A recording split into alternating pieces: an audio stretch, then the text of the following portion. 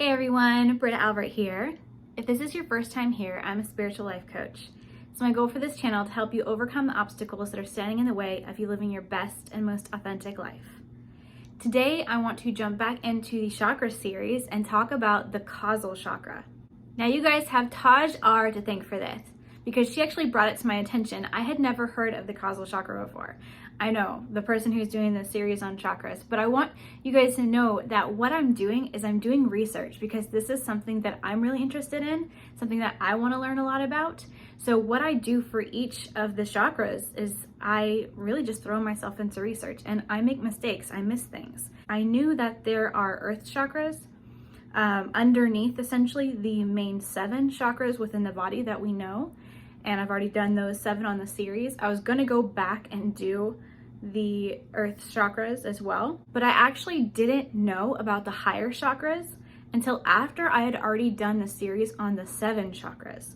So I knew about the lower ones, as I said, but when I learned that there were higher chakras and I started doing more research into that, and then I learned how many, depending on the belief system or depending on the information that you read, or different people have different opinions, it kind of got overwhelming and distracting. So I just kind of jumped from the 7th chakra into the next octave, into the 8th chakra, which technically the causal chakra would be the 8th chakra.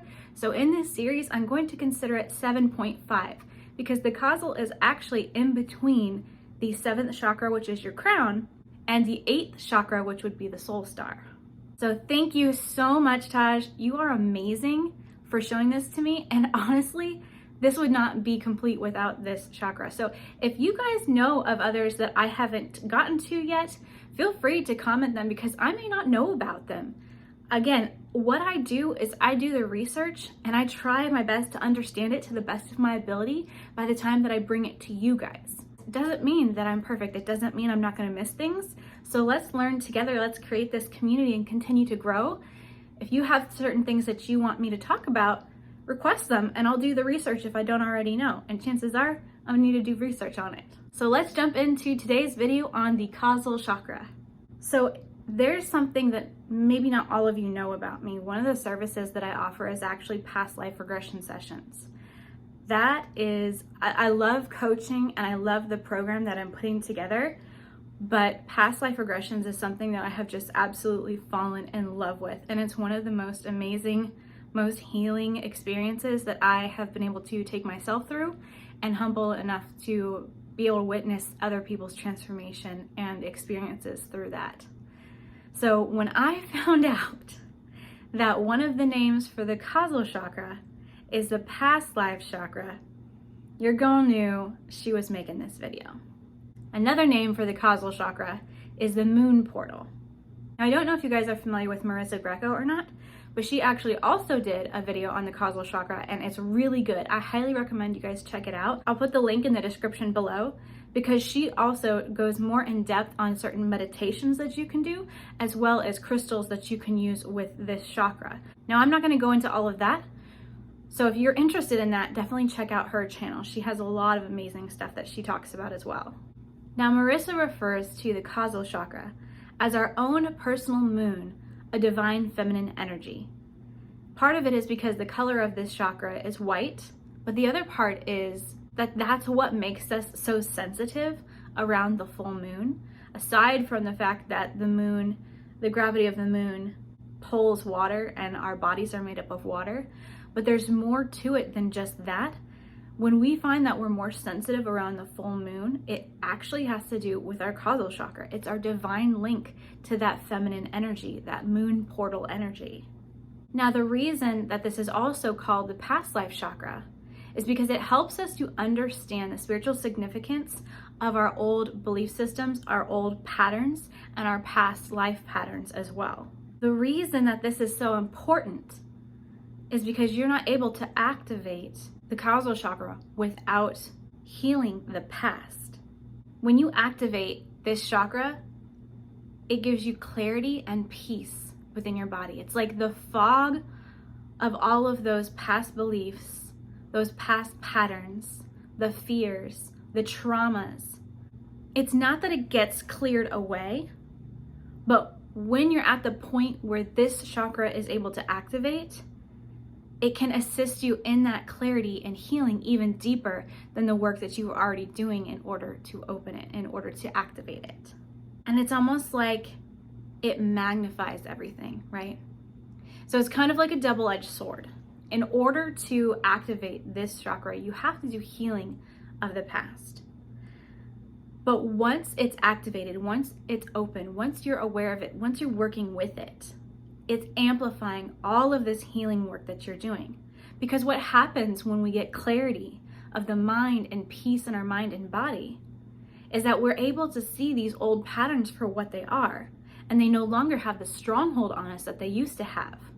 When you've done the work, and you can now notice when you're being manipulated, or you can notice when you are manipulating somebody else, and you can ask yourself, whoa, why am I doing this? And really take a step back and analyze, oh my gosh, I'm manipulating the situation even though I didn't feel like I was, because this is a protective mechanism that I have built up as a means to survive from young childhood. But now that I have this clarity, I have this peace and understanding that I no longer need this belief system anymore. I no longer need this pattern anymore in order to be safe or feel safe.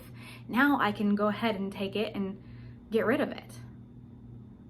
The causal chakra is going to help with that clarity even more so. So you're starting the work in order to even open it and activate it. But once you start that, once you've activated, once you've opened it, it's able to assist you to go even deeper levels of healing that's really what allows you also to go higher and access those higher vibrations, those higher chakra points that give even more clarity.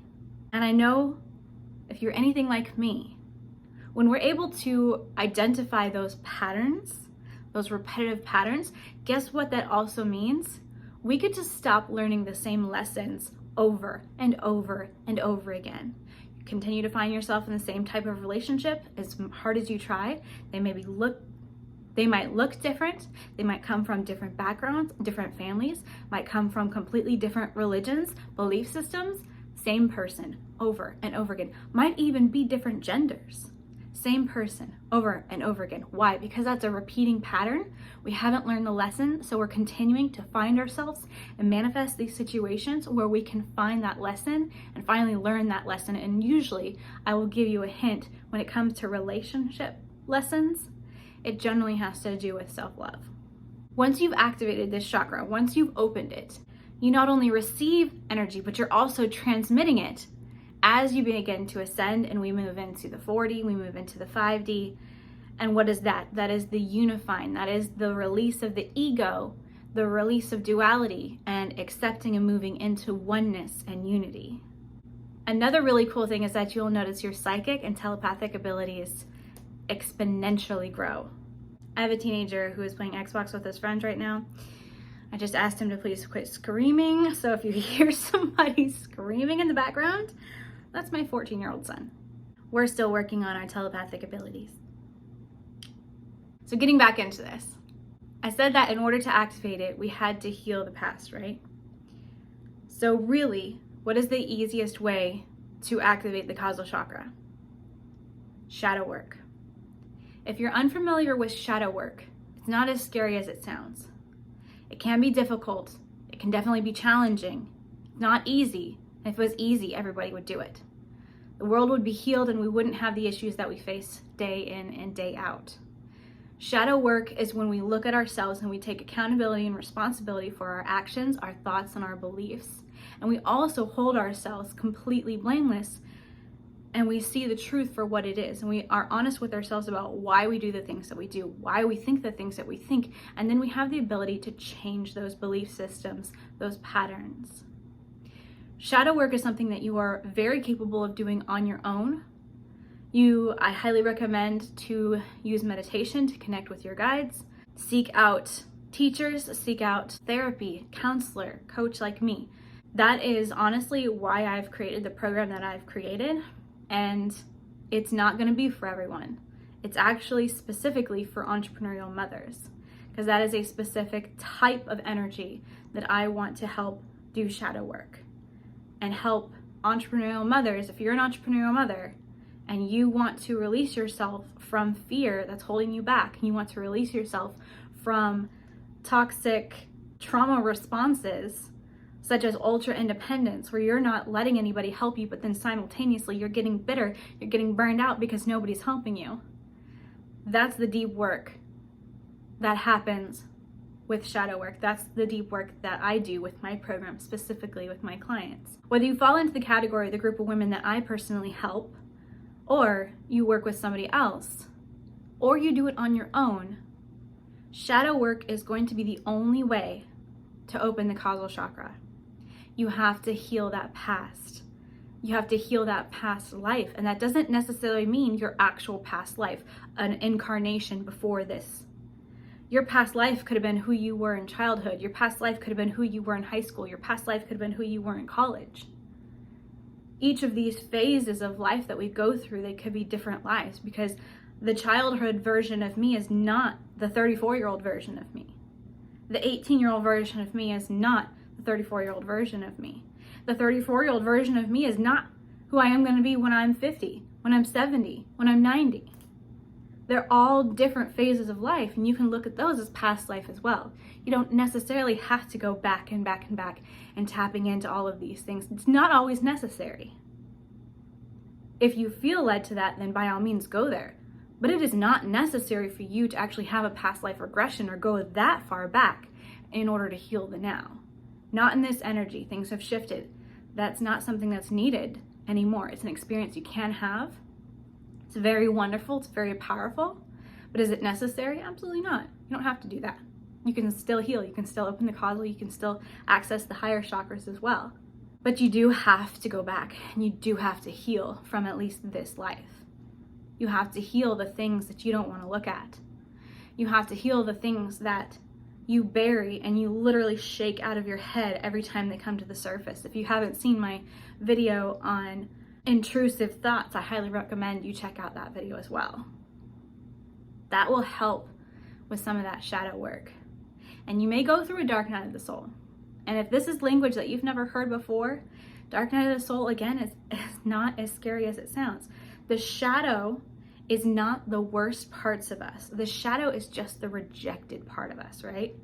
So when we do shadow work, we're not dealing with, it's not like this good and evil side of us, right? The shadow is what we've rejected. And I want to give you guys this story, and I've used it with my students many times. I might have even said it in a video before, I can't remember. But when you're thinking about the shadow, I want you to imagine that there is a boy who is born with the beautiful gift of art. He is born and he has this desire in his heart for creativity. It just calls to him like a siren in the ocean. And we'll say, just to use cliche toxic masculine examples, let's say that his father thinks that art for a boy is gay. Future Britta here real quick. Also, I forgot to mention, because we're using literally the most cliche toxic masculine example that I could possibly think of, I'm using this, number one, because it's polarizing, because you either are for it or you're against it, and that's why polarizing examples are good. But under this example, we are under the belief or the agreement that the toxic masculine father in the example believes that gay equals weak, i.e. equals lesser, i.e. equals not a man, i.e. to this particular father in this fictitious example, gay equals bad. I want to be clear on that because I didn't feel like I really clarified that, but this is a fictitious example.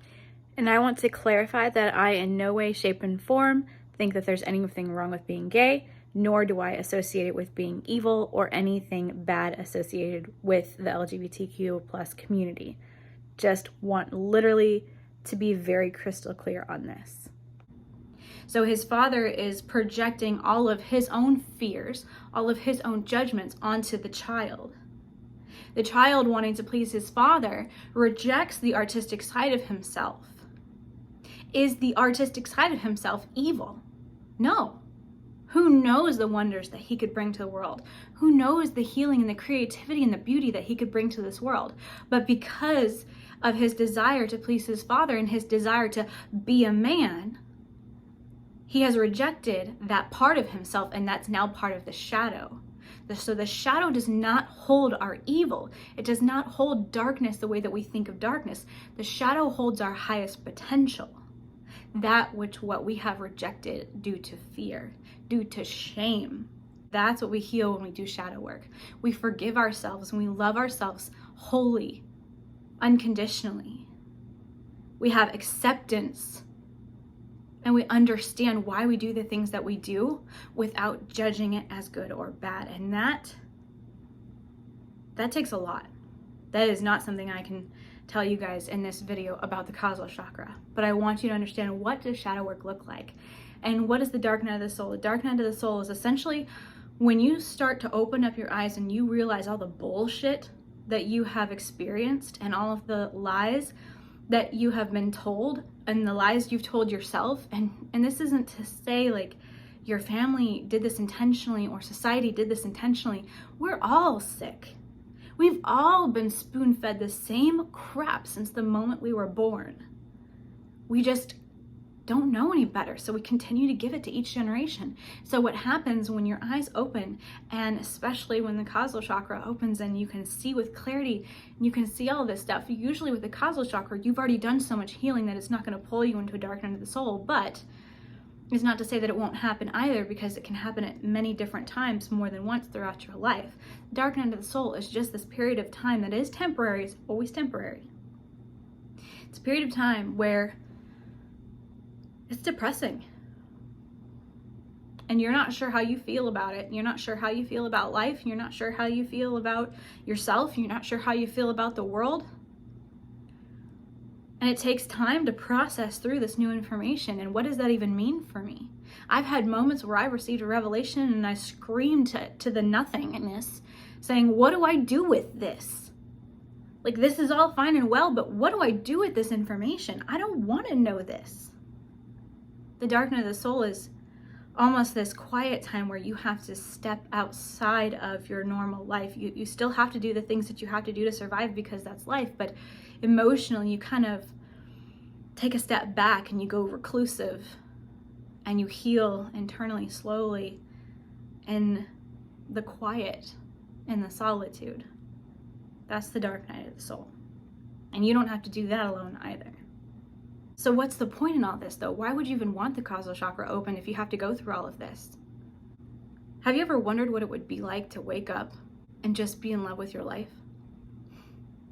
Have you ever wondered what it would be like to do things without fear? Have you ever wondered what it would be like to fully believe in yourself and not be afraid of being visible? Not being afraid of what anybody will say? And have you ever wondered what it would be like if somebody told you your worst insecurity to your face, yelled it at you, pointed their finger, condemned you, and it didn't hurt, and you didn't believe it, and it stole zero joy from you, and it had zero impact on you? Most of us, we've never even wondered what that would be like before, because that's so far out of our realm of reality. But that's why you want to do this. That's why you want to go there. That's why you want to experience this, because that's not a fairy tale, and that's not even enlightenment, y'all. That's just what healing looks like. We've just come that far from it. And it's challenging. I've already said this, I'm not going to say it's easy. If it was easy, everyone would do it. We wouldn't have the issues. But it's not as hard as you think it's going to be. I can guarantee you that. And it's worth every single bit. That's part of why I'm currently working with specifically entrepreneurial moms, because there is part of the birthing process that makes it make so much sense. And where most people can conceptually grasp it, the reason I work with those women is because they've been there and they know it. And I can use those type of analogies because I am a mom. We teach what we know, right? I can't teach a man how to shift through this energy. I'm not a man. Can I help guide him through his own path? Absolutely. That's what I'm a coach for. I have male clients that I do one-on-one coaching with. But as far as the program, that's why I specifically work with these women. Because when you go through the pain of childbirth, the moment you hear your child cry, before you even get to touch them, before you even get to lay your eyes on them, the moment you hear them cry, you know they're safe. All of the pain is worth it and none of it freaking matters.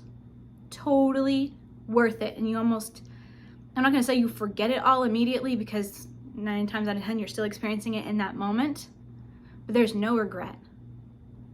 And that's what the other side of shadow work looks like. All the sweat, all the tears, all the blood, all the screaming, all of the pain from your core of healing those things that have held you back. Oh my gosh. It is worth it. So that's why we want to go there. That's why you want to open the causal chakra, because that clarity that you get, can you imagine living your life the way that you've always dreamed and having, being fearless about it and unapologetic? What would that look like? And that doesn't matter who you are, male, female, parent or not, want children, have no desire to have children. It doesn't matter your age. Everybody has access to this, and everybody is capable of this. How do you know if your causal chakra is blocked? If it's blocked, if it's not open, if it's not activated, you're continuing to find yourself in the same lessons over and over and over. You're continuing to have the same conversation with your best friend. I just don't understand why enter in X, Y, and Z. I don't understand why I'm always passed up for this promotion. I don't understand why my partners always cheat on me. I don't understand why I can't find a good partner. I don't understand why nobody can understand me. I don't understand why I'm always the misfit. I don't understand why I can't lose weight. Whatever it is. If you're continuing to find yourself in the same lesson over and over and over again, then you will know that it is still blocked. The causal chakra is actually also connected to familial karma. Now, familial karma might be a term that you're familiar with, or it might not be. If you're not familiar with familial karma, something that you might be familiar with is the term cycle breaker. So if you are like me, and the term cycle breaker brings out the black sheep in you and gets you excited and makes you feel special, and that means that it's resonating with you. You are a cycle breaker. When you do the shadow work, whether you intend on touching on familial karma, familial trauma or not, you can't help but heal that as well. So you're not just healing yourself, but you're healing past generations within your family, and you're healing future generations within your family, because the cart stops with you, right? You break the mold. No more will these BS lessons be taught to the future, and no more will they be believed. No more will they be allowed to exist within your family. If you come from a long line of alcoholics, guess what? Being a cycle breaker doesn't mean you're immune to it. It means that you are going to experience alcoholism, and you're going to be the first one in your line who's going to heal it. Do you feel that? If everybody in your family line does not know how to handle money, guess what? It does not mean that you're going to be immune to it. You are also going to struggle with money, but you will also be the first one in your family line to be debt-free and also have an abundance financially and maintain it for the rest of your life. How does that feel? What does that life look like?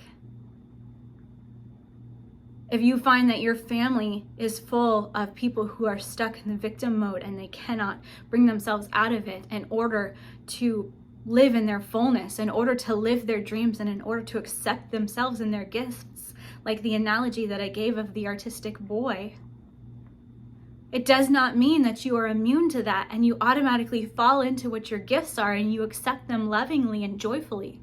It means that you feel what they have felt and you've struggled with what they have struggled with, and you are the one that heals yourself enough. You're the one to stand out and say, I reject that life. This is who I am.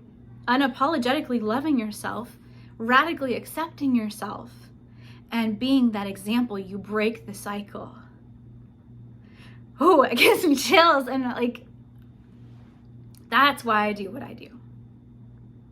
So, Taj, not just from everybody who gets to hear this message because you brought to my attention the causal chakra, from the depth of my heart. Girl, thank you.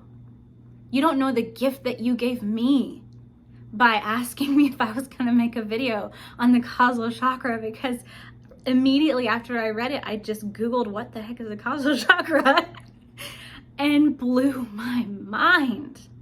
And I cannot thank you enough. This has been such a fun video. And I know that it's supposed to be about the causal chakra, and it was. We all got to see the coach side of me come out a lot because, again, this is what I do. I can't help it. I'm just about wrapping up the beta version of the program that I talked about. That is for entrepreneurial moms, and it's called literally the Fearless Life Formula. I am about to finish literally next week, I think, the first round beta. I have one more beta. If you want to be involved in that, it is literally, you only pay 1/3 of what the price is going to be after I launch it. After I do this last beta and I make any tweaks and adjustments to the curriculum, and I'm going to launch it for everybody to be able to access. I highly recommend, if this is calling you and you fit into that, you find yourself that you're an entrepreneurial mom, contact me.